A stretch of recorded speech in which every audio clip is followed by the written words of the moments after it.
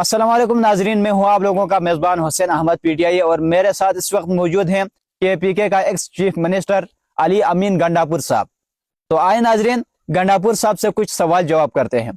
अस्सलाम वालेकुम गंडापुर साहब, सबसे पहले ये बताएं कि तबीयत कैसी है? वालेकुम सलाम। अल्लाह ताला का शुक्र है, तबीयत तो इन दिनों बेहतर है, लेकिन सियासत कुछ अच्छी तरह नहीं चल रही है।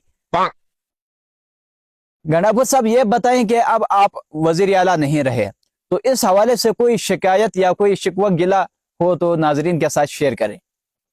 देखिए भाई, जले हुए पर नमक छिड़कना अच्छी बात नहीं है। वो शायर कहता है ना कि नमक को हाथ में लेकर सितमगर सोचते क्या हो, हजारों जख्म है दिल पर, जहां चाहो छिड़क डालो।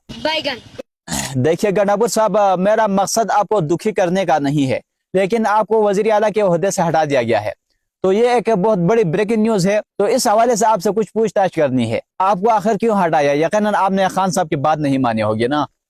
नहीं नहीं नहीं, ऐसी बात नहीं है।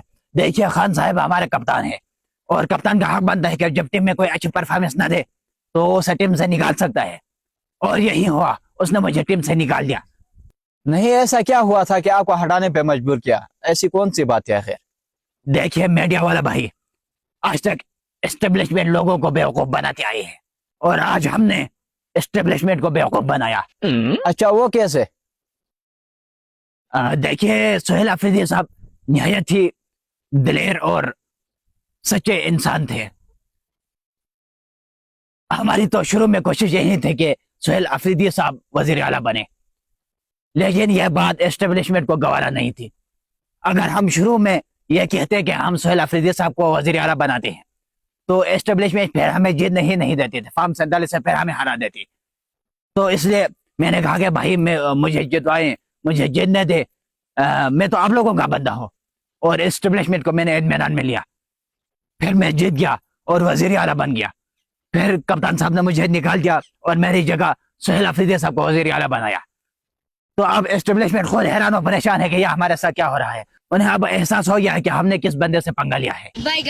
लेकिन गंडापुर साहब, मैंने सुना था कि आपकी कारकर्दगी अच्छी नहीं रही, इस वजह से आपको हटा दिया है।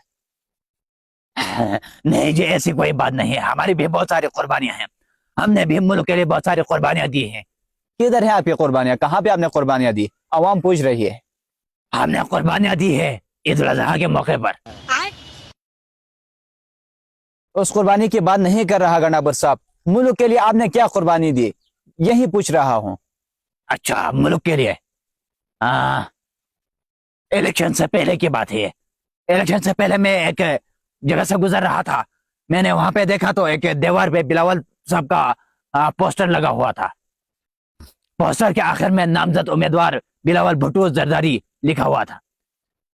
मैंने चुपके से इधर उधर देखा, जब देखा कि मुझे कोई नहीं देख रहा था, फिर मैंने नामजद में से जाके ऊपर से मैंने नुक्ता मिटा दिया और नामजद से नामर्द उम्मीदवार बनाया। सर, फिर यकीनन मुल्क के लिए आपकी बहुत सारी कुर्बानियां हैं। हाँ ना, लेकिन कोई मानता नहीं है। अच्छा गंडापुर साहब, आपका ये आवाज थोड़ा कुछ अजीब टाइप का है, तो ये शुरू से इस तरह था या बाद में कुछ हो गया है? नहीं, ये तो शुरू से ऐसा था। एक दिन रात का वक्त था, मेरा भतीजा रो रहा था, तो पड़ोस से आवाज आई कि भाई साहब बच्चे को चुप करवा दे, हमारी नीयत खराब होती है। मैंने बच्चे को चुप कराने के लिए लोरी सुनाना शुरू कर दिया।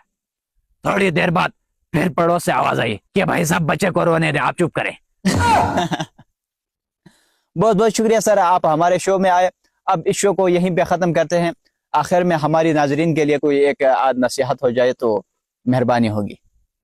हर कोई तुमसे प्यार थोड़ी करेगा, क्योंकि तुम इंसान हो, कोई पैसा नहीं।